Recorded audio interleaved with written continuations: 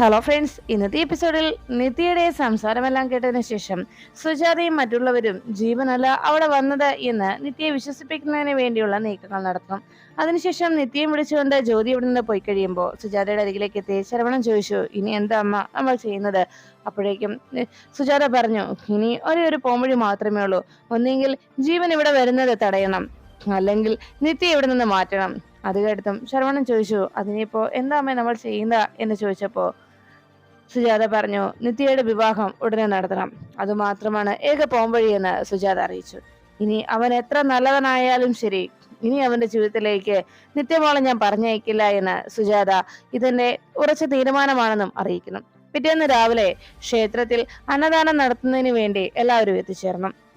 സുജാതയുടെയും ഹരിയുടെയും കുടുംബം അവിടേക്ക് വന്ന് പ്രാർത്ഥിച്ച് അവർ പ്രദക്ഷിണം വെക്കുന്നതിനിടയിൽ ഹരിയുടെ അമ്മാവൻ ഹരിയോട് ചോദിച്ചു, ഹരി, ഇന്ന് ഇവിടുത്തെ പാചകക്കാരൻ പുതിയ ആളാണല്ലോ, ആളെ പരിചയമുണ്ടോ എന്ന് ചോദിച്ചപ്പോ ഹരി പറഞ്ഞു, ഇല്ല, ഞാനും ആദ്യമായിട്ട് കാണുന്നതാ. അപ്പോഴേക്കും സുജാത പറഞ്ഞു, അത് ഓൺലൈൻ വഴി നിത്യമോളാണ് അവരെ ഇവിടേക്ക് വിളിപ്പിച്ചത്, നല്ല പാചകമാണെന്നാ പറഞ്ഞു കേട്ടത് എന്നറിയിച്ചു. അപ്പോഴേക്കും ഹരി പറഞ്ഞു, അതെ, എല്ലാം അങ്ങനെ നല്ലതാണെന്ന് പറയാൻ കഴിയില്ല. കേട്ടറിവിനേക്കാൾ നല്ലത് നമുക്ക് നേരിട്ട് പരിചയമുള്ള ആളുകളെ ഏൽപ്പിക്കുകയാണെങ്കിൽ അതായിരിക്കും എന്തുകൊണ്ടും നല്ലതെന്ന് പറഞ്ഞപ്പോ നിത്യ ചോദിച്ചു, അങ്ങനെ എല്ലാ കാര്യവും നേരിട്ട് അറിഞ്ഞിട്ട് ചെയ്യാൻ പറ്റുന്നതാണോ?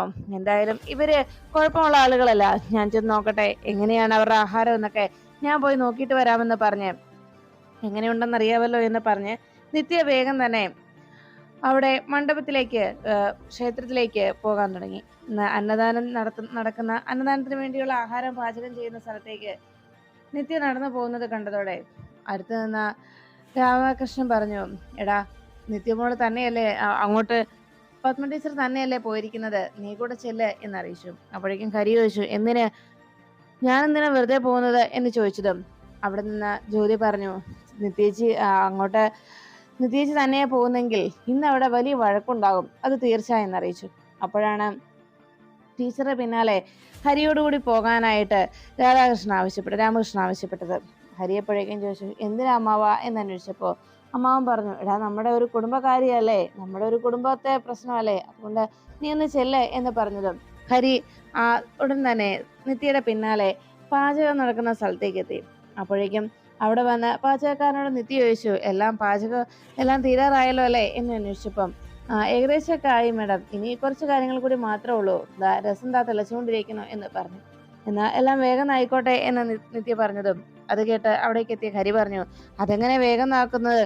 ഓരോന്നിനും അതിൻ്റെതായ പാചകം ചെയ്യുന്നതിന് വേണ്ട സമയമുണ്ടല്ലോ, അത് വേഗം ആക്കാൻ പറഞ്ഞ ചിലപ്പോ വേഗാത്ത ഭക്ഷണം നമ്മൾ കഴിക്കേണ്ടി വരില്ലേ എന്ന് ഹരി അന്വേഷിച്ചു. ഉടനെ ഇത് കേട്ട നിത്യ ചോദിച്ചു, അല്ല, എത്ര നാളായി പാചകം പഠിക്കാൻ തുടങ്ങിയിട്ട് എന്ന് ചോദിച്ചപ്പോ എനിക്ക് കുഞ്ഞുനാള് മുതലേ അറിയാം എന്ന് പറഞ്ഞു. ഇത് കേട്ടപ്പോഴേക്കും ഹരിയോട് ചോദിച്ചു, ഓ അത് ശരി, അപ്പോ പ്രസവിച്ച് വീണത് പാചകം പഠിച്ചുകൊണ്ടായിരിക്കും തുടങ്ങിയതല്ലേ എന്ന് അന്വേഷിച്ചപ്പോ ഹരി പറഞ്ഞു, ഓ അതെനിക്കറിയില്ല, ഞാൻ ജനിച്ചപ്പോ എന്നെ എടുത്ത ഡോക്ടറെ ഇപ്പോ കാണാൻ കഴിയില്ല, അദ്ദേഹം മരിച്ചുപോയി, എന്ത് ചെയ്യാം, അല്ലായിരുന്നു പോയി ചോദിക്കാമായിരുന്നു എന്ന് ഹരി പറഞ്ഞപ്പോ ഉടനെ നിത്യ പറഞ്ഞു, എന്തായാലും ഞാൻ ഈ പാചകം തുടങ്ങിയിട്ട് കുറെ നാളായി, അതുകൊണ്ട് തന്നെ എനിക്ക് ആ കാര്യങ്ങളൊക്കെ കൃത്യമായിട്ട് അറിയുകയും ചെയ്യാമെന്ന് പറഞ്ഞതും ഹരി പറഞ്ഞു, എത്ര നാളായി തുടങ്ങിയെന്നതല്ല ഇതിൽ പ്രധാനം, മറ്റുള്ളവർക്ക് കഴിക്കാൻ പറ്റുന്ന രീതിയിൽ ഭക്ഷണം എത്ര രുചികരമായി പാചകം ചെയ്യാൻ കഴിയുന്നു, അതാണ് ഇതിൽ പ്രധാനം എന്ന് പറഞ്ഞു. അപ്പോഴേക്കും ഉടനെ അടുത്ത് നിന്ന പാചകക്കാരനോട്, എന്താ ചേട്ടാ അങ്ങനെയല്ലേ എന്ന് ചോദിച്ചപ്പം അതെ, അതങ്ങനെയാണെന്ന് സമ്മതിച്ചു. ഉടനെ നിത്യ പറഞ്ഞു, ഓ അത് ശരി, അപ്പോൾ പാചകക്കാരുടെ കൂട്ടുപിടിച്ചായിരുന്നു ഇറങ്ങിയിരിക്കുന്നത്, എന്നാലേ എനിക്ക് ഇതിന്റെ എല്ലാം ടേസ്റ്റ് നോക്കിയാൽ തന്നെ അറിയാം അതിനകത്ത് എന്തൊക്കെ കുറവുണ്ട്, എന്തൊക്കെ കൂടുതലുണ്ട് എന്ന്. അപ്പോഴേക്കും ഹരി പറഞ്ഞു, എന്നാ എനിക്ക് രുചിച്ചു നോക്കേണ്ട കാര്യമില്ല, എനിക്ക് മണം അടിച്ചാൽ മതി, അതിൽ എന്ത് കുറവുണ്ട് എന്ത് കൂടുതലാണെന്ന് എനിക്ക് അറിയാൻ കഴിയും.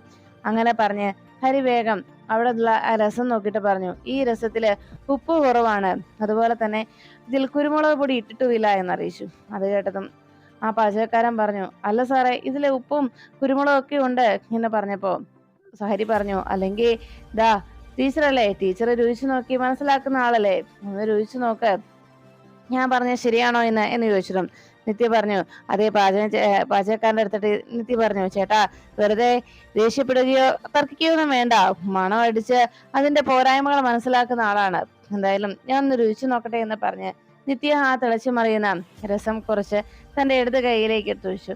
അപ്പോഴേക്കും ചൂടായിരുന്നത് കൊണ്ട് നിത്യ കൈയിലേക്ക് ഒഴിച്ചതും കയ്യിൽ പൊള്ളലേറ്റുകൊണ്ട് വേഗം തന്നെ നിത്യ അത് തട്ടിക്കളഞ്ഞു. അയ്യോ എന്ന് പറഞ്ഞതും ഹരി വേഗം അരികിലേക്ക് എത്തി. ഓ, എന്താ ഈ കാണിച്ചത് എന്ന് ചോദിച്ച് വേഗം നിത്യയുടെ ഉള്ളം കൈ ഹരി ഊതി കൊടുക്കുന്നു. നിത്യ അത് കണ്ട് ആകെ വിഷമത്തോടെ ഹരിയെ നോക്കി. തന്റെ ജീവിതത്തിലുണ്ടായ അനുഭവങ്ങൾ തന്റെ കൈ പൊള്ളിച്ചു തരുന്ന ഒരു പുരുഷനെ മാത്രമാണ് കണ്ടിട്ടുള്ളത്. എന്നാൽ ഇത് തന്റെ കൈക്ക് ഒരു പൊള്ളലേറ്റതും വളരെ സ്നേഹത്തോടെ അത് പരിചരിക്കുന്ന ഒരാളെ കണ്ടതോടെ അതിശയത്തോടെ നിത്യ നോക്കി. വേഗം തന്നെ അപ്പുറത്തൊരു ബേസിനിൽ വെള്ളം വെച്ചിരിക്കുന്നത് കണ്ട് അതിലേക്ക് നിത്യയുടെ കൈ കൊണ്ടുവന്ന് ഹരി മുക്കി. എന്നിട്ട് ആ ഉള്ളം കൈക്ക് തണുപ്പുണ്ടാകുന്ന അത്രയും നേരം ആ കൈ ആ വെള്ളത്തിൽ അങ്ങനെ മുക്കി വെക്കുകയും നിത്യയുടെ കൈ കഴുകി കൊടുത്തുകൊണ്ടിരുന്നു ഹരി. ഇപ്പോ വേദനയുണ്ടോ എന്ന് ഹരി ചോദിച്ചു. ചെറുതായിട്ട് എന്ന് നിത്യ പറഞ്ഞതും ഹരി പറഞ്ഞു, ശരി, ഞാനിപ്പോ വരാ എന്ന് പറഞ്ഞ് ഹരി നിത്യയുടെ കൈയിലേക്ക് വീണ്ടും ഊതി കൊടുത്തുകൊണ്ട് അങ്ങനെ നിൽക്കുമ്പോഴാണ് അവിടേക്ക് അമ്മാവൻ എത്തിയത്. ഹരി നിത്യയുടെ കൈ തൂക്കുകയും അതിലെ ചൂട് പോകാനായിട്ട് ആ പൊള്ളലിന്റെ വേദന പോകാനായിട്ട് ഊതി കൊടുക്കുകയൊക്കെ ചെയ്യുന്നതിനിടയിൽ ഹരി പറഞ്ഞു, ഞാൻ വെറുതെ ഒന്ന് നാക്കെടുത്തത് കൊണ്ടാണ് ഇങ്ങനെയൊക്കെ സംഭവിച്ചത്. അല്ലെങ്കിലും എന്റെ കുഴപ്പം ഇങ്ങനെയൊക്കെയാ എന്ന് പറഞ്ഞ് ഹരി സ്വയം കുറ്റപ്പെടുത്തുന്നു. അങ്ങനെ ഹരി നിത്യയുടെ കയ്യില് ആ പൊള്ളൽ അങ്ങനെ നോക്കിക്കൊണ്ടിരിക്കുമ്പോൾ അമ്മാവൻ അവിടേക്ക് വന്നത് കണ്ട് നിത്യ വേഗം ഹരിയുടെ കയ്യിൽ നിന്ന് തന്റെ കൈ വലിച്ചെടുത്തു.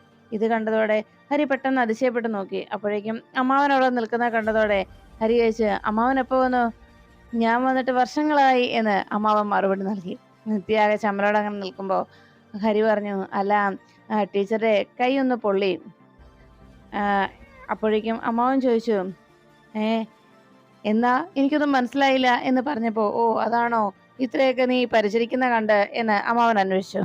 അപ്പോഴേക്കും ഹരി പറഞ്ഞു, അല്ല, ഇതിപ്പോ ആരുടെ കൈക്ക് എന്ത് സംഭവിച്ചാലും അല്ലെങ്കിൽ ആർക്ക് അപകടം ഉണ്ടായാലും ഞാൻ അവരെ നോക്കും എന്ന് പറഞ്ഞ് ഹരി അമ്മാവന്റെ അരികിലേക്ക് ചെന്ന് വേണ്ടാത്തതൊന്നും ഈ അർത്ഥമൊന്നും ഇതിൽ കാണണ്ടായെന്ന് ഹരി അറിയിച്ചു. അപ്പോഴേക്കും അമ്മാവൻ പറഞ്ഞു, ഓ അത് ശരി, അപ്പൊ എന്റെ കൈക്ക് നീ മുറിവുണ്ടായിട്ടൊന്നും നീ അത് അന്വേഷിക്കുകയോ നോക്കുകയോ ചെയ്തില്ലല്ലോ എന്ന് ചോദിച്ച് അമ്മാവൻ തന്റെ കൈ ഉയർത്തി അതിങ്ങനെ വിരല് കാണിച്ചുകൊണ്ടിരുന്നു.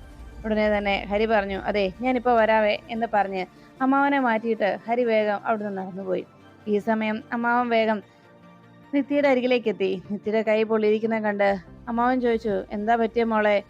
അപ്പോഴേക്കും നിത്യ പറഞ്ഞു, ഞാൻ ഈ രസത്തിന്റെ ടേസ്റ്റ് നോക്കാൻ വേണ്ടി രസം എടുത്ത് കയ്യിൽ ഒഴിച്ച, പക്ഷെ അത് തിളച്ചു മറിഞ്ഞതായിരുന്നു, അതുകൊണ്ട് കൈ പൊള്ളി എന്നറിയിച്ചു. ഓ അത് ശരി, ഒത്തിരി പൊള്ളിയോ? സാരയില്ല കേട്ടോ, അവൻ നോക്കിക്കോളും എന്ന് അമ്മാവൻ അറിയിച്ചു. ഈ സമയം ഹരി വേഗം ഭഗവാന്റെ പ്രസാദം വേഗം തന്നെ ആ ശ്രീകോവിലിന് മുന്നിൽ നിന്ന് വേഗം അവിടുത്തെ തളികയിൽ നിന്ന് എടുത്തുകൊണ്ട് പ്രാർത്ഥനയോടെ ആ പ്രസാദവും എടുത്ത് ഹരി വന്നു. ഈ സമയം അമ്മാവൻ പറഞ്ഞു, സാരയില്ല, അവൻ നിന്നെ നോക്കിക്കോളും എന്ന് പറഞ്ഞപ്പോ നിത്യാകെ ഞെട്ടലോടെ അമ്മാവനെ നോക്കി. എന്താ? അല്ല, കുഴപ്പമില്ല, വലിയ പ്രശ്നമൊന്നും ഇല്ലല്ലോ, പെട്ടെന്ന് മാറിക്കോളും കേട്ടോ എന്ന് പറഞ്ഞ് അമ്മാവനും അവിടെ നിന്ന് നടന്നുപോയി. ഈ സമയത്ത് എന്താ അമ്മാവൻ പറഞ്ഞെന്നുള്ള ഉദ്ദേശം മനസ്സിലാക്കിയ നിത്യ ആകെ വിഷമത്തോടെ വീണ്ടും തന്റെ കയ്യിൽ ഊതിക്കൊണ്ടിരിക്കുമ്പോ ഹരി വേഗം അവിടേക്ക് മടങ്ങിയെത്തി. ഹരി ആ പ്രസാദം വേഗം ആ ടേബിളിലേക്ക് വെച്ചിട്ട് നിത്യയുടെ കൈ കാണാനായി അറിയിച്ചു. നിത്യയുടെ കയ്യിലേക്ക് വേഗം കടന്നു പിടിക്കുകയും ആ നിത്യയുടെ കയ്യിലകത്ത് മുഴുവൻ ഉള്ളം കൈക്കകത്തെല്ലാം ആ കുങ്കുമം തേച്ചു കൊടുക്കുന്നു. ഇത് ഇവിടുത്തെ ഭഗവാന്റെ പ്രസാദമാണ്. ഇതിന് ദിവ്യ ഔഷധം ഉണ്ടെന്നാണ് പറയാറുള്ളത്. എന്ത് മുറിവും ഇത് മായ്ച്ചു കളയും, എത്രയും പെട്ടെന്ന് അത് ഭേദമാക്കും. അതുകൊണ്ട് സാരയില്ല, ഇത് പെട്ടെന്ന് മാറിക്കോളും എന്ന് പറഞ്ഞ് ആ കുങ്കുമം നിത്യയുടെ ഉള്ളം കൈയിലാകെ തേച്ചു കൊടുത്തു. എന്നിട്ട് പതിയെ നിത്യയുടെ കൈക്ക് വേദന ഉണ്ടാകാതിരിക്കാനായി ഊതി കൊടുത്തുകൊണ്ടിരുന്നു. അപ്പോഴേക്കും നിത്യ ആകെ അതിശയത്തോടെ ഹരിയെ നോക്കി. ഉടനെ തന്നെ ഹരി നിത്യയുടെ കയ്യില് ആ കുങ്കുമം വെക്കുന്നതിനിടയിൽ ഹരി ആ പ്രസാദം നിത്യയുടെ നെറ്റിയിലേക്കും തൊട്ടുകൊടുത്തു. ഇത് കണ്ടതോടെ നിത്യ ആകെ ഞെട്ടിത്തെറിച്ച് ഹരിയെ നോക്കി. ആകെ അന്തിച്ച് ഹരിയെ നോക്കുന്നത് കണ്ട് ഹരിക്ക് ആകെ ടെൻഷനായി. പെട്ടെന്ന് ഹരി എന്താ സംഭവിച്ചെന്നറിയാതെ നിൽക്കുമ്പോൾ നിത്യ ചോദിച്ചു, നിങ്ങൾ എന്താ ഈ കാണിച്ചത് എന്ന് ചോദിച്ച് നിത്യ ദേഷ്യത്തോടെ അവിടെ നിന്ന് പോകുമ്പോൾ അമ്മാവനും അവിടേക്ക് എത്തി. എന്താ മോളെ, എന്താ പറ്റിയതെന്ന് അമ്മാവൻ വന്ന് ചോദിക്കുമ്പോൾ നിത്യ കണ്ണു നിറഞ്ഞ് വേഗം അവിടെ നിന്ന് ഓടിപ്പോകുന്നത് കണ്ടു. ഉടനെ അമ്മാവൻ ചോദിച്ചു, എന്താ നീ ഈ ടീച്ചറെ ചെയ്തതെന്ന് ചോദിച്ചപ്പോ അമ്മാവ എനിക്ക് അത് പിന്നെ അമ്മാവൻ ഇങ്ങ് വന്നേ എന്ന് പറഞ്ഞ് ഹരി വേഗം എന്താ സംഭവം എന്നറിയാനായി നിത്യയുടെ പിന്നാലെ എത്തി. ഈ സമയത്ത് ജ്യോതിയും സുജാതയും അപ്പുറത്ത് മാറി നിത്യ വരാനായി വെയിറ്റ് ചെയ്തിരുന്നപ്പോ നിത്യ അവിടേക്ക് ഓടി വരുന്നത് കണ്ട് എന്താ ഈ നിത്യ മോൾക്ക് സംഭവിച്ചതെന്ന് സുജാത അതിശയപ്പെട്ടു നിന്നു. അപ്പോഴേക്കും ജ്യോതി പറഞ്ഞു, മിക്കവാറും ഹരിയേട്ടനുമായി വഴക്കുണ്ടാക്കി കാണും, അല്ലാതെന്താ എന്ന് പറഞ്ഞപ്പോൾ നിത്യ വേഗം അവിടെ ക്ഷേത്രത്തിനടുത്തുള്ള ആ കുളത്തിനരികിലേക്ക് ഓടിപ്പോയി. എന്നിട്ട് ക്ഷേത്രക്കുളത്തിൽ നിന്ന് ഒരു ഒരു തൊട്ടി വെള്ളം പെട്ടെന്ന് കോരുകയാണ്. ഈ കാഴ്ച കണ്ടതോടെ ഹരിയോട് എന്താ കാര്യം എന്ന് സുജാത അന്വേഷിച്ചു. അപ്പോഴേക്കും ഹരി പറഞ്ഞു, അതെ, അവിടെ രസം കൃത്യമായോ എന്ന് അറിയാനായിട്ട് രസത്തിന്റെ ടേസ്റ്റ് നോക്കാൻ കയ്യിലേക്ക് എടുത്തതും രസം തിളച്ചു മറിഞ്ഞതുകൊണ്ട് കൈ പൊള്ളി. അപ്പോൾ കൈക്ക് വല്ലാത്ത വേദനയുണ്ടെന്ന് പറഞ്ഞപ്പോൾ ഞാനിവിടെ ഇരുന്ന ഭഗവാന്റെ പ്രസാദം ആ കുങ്കുമം കയ്യിലും നെറ്റിയിലും ഒന്ന് തൊട്ടുകൊടുത്തു. അപ്പോൾ തന്നെ എന്തോ വലിയ തെറ്റ് ചെയ്തതുപോലെ ആൾ ഓടിയിങ്ങ് പോന്നു. എന്തോ സംഭവിച്ചെന്ന് മനസ്സിലായില്ല എന്ന് നിത്യയുടെ ആ പെരുമാറ്റം കണ്ട് വിഷമത്തോടെ ഹരിയും സുജാതയും അങ്ങനെ ഹരിയും അമ്മാവനും ചോദിച്ചപ്പോൾ സുജാതയും ജ്യോതിയും ആകെ ടെൻഷൻ അടിച്ചിരുന്നു. അപ്പോഴേക്കും അമ്മാവൻ ചോദിച്ചു, എന്താ സുജാത, എന്തെങ്കിലും പ്രശ്നമുണ്ടോ? ഈ സമയം ആ തൊട്ടിയിലെടുത്ത വെള്ളം മുഴുവൻ നിത്യ തൻ്റെ തലമേഴെ ഒഴിക്കുന്നു. അങ്ങനെ തലയിലേക്ക് ആ തൊട്ടി വെള്ളം മുഴുവൻ കോരി ഒഴിച്ചതും ഇത് കണ്ടു നിന്ന ഹരിക്കും അമ്മാവനും ആകെ അതിശയമായി. അമ്മാവൻ ചോദിച്ചു, അല്ല, എന്താ ഇങ്ങനെയൊക്കെ ചെയ്യുന്നത്? അപ്പോഴേക്കും ഹരി പറഞ്ഞു, അതെ, ഞാൻ അത്ര വലിയ തെറ്റാണോ ചെയ്തത്? ഉടൻ തന്നെ ഹരിയുടെ ആ ചോദ്യം കേട്ടതും സുജാത പറഞ്ഞു, അതെ, അത് പിന്നെ പറയാനാണെങ്കിൽ ഒത്തിരി ഉണ്ട് രാമകൃഷ്ണേട്ടാ എന്ന് രാമകൃഷ്ണന്റെ ചോദ്യം കേട്ട് സുജാത അറിയിച്ചു.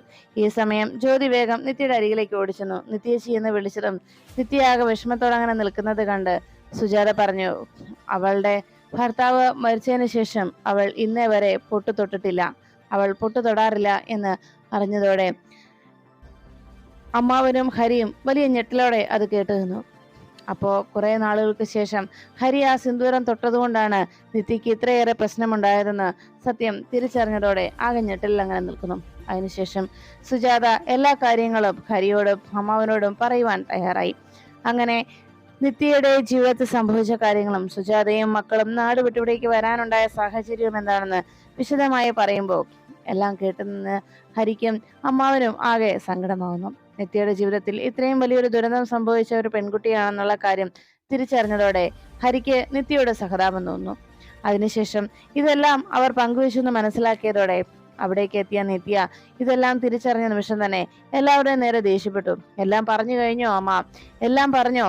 ഇത്രയും നാള് ഈശ്വരന്മാരാണ് എനിക്ക് ദുരിതപൂർണമായിട്ടുള്ള ഒരു ജീവിതം സമ്മാനിച്ചത്. ഇപ്പോഴും ആ ദുരിതം തീർന്നിട്ടുമില്ല. ഇനിയും ഞാൻ കുറെ അനുഭവിക്കാനും കിടക്കുകയാണെന്ന് പറഞ്ഞ് നിത്യ ബഹളം വെച്ചു. ഇതെല്ലാം കേട്ട സുജാത നിത്യയുടെ അരികിലേക്ക് എത്തി നിത്യയെ സമാധാനപ്പെടുത്തി. ഹരിയും അമ്മാവനും നിത്യ ഇങ്ങനെയൊക്കെ പെരുമാറുന്നതിന്റെയും ദേഷ്യപ്പെടുന്നതിന്റെയും കാരണം മനസ്സിലാക്കിയത് കൊണ്ട് നിത്യ ഇനി എന്ത് പറഞ്ഞാലും ഓരോ രീതിയിലും താൻ പ്രതികരിക്കില്ല എന്ന് ഹരിയും തീരുമാനത്തിലെത്തുന്നു. അതിനുശേഷം ക്ഷേത്രത്തിലേക്ക് തൊഴാനായി എത്തുകയാണ് ജീവൻ. അമ്മയുടെയും ജ്യോതിയുടെയും കൂടെ വരുന്ന ആദിമോനെയും കൂട്ടി അതിൽ നടന്നു വരുന്ന പത്മ ടീച്ചറെ അപ്പുറത്ത് മാറി നിന്ന് ജീവൻ കാണുന്നു. അമ്മയോടൊപ്പം നടന്നു വരുന്ന നിത്യയുടെ മുഖം കണ്ടതും ജീവന്റെ മനസ്സിലേക്ക് ചില പഴയ ഓർമ്മകൾ ഓടിയെത്തുന്നു.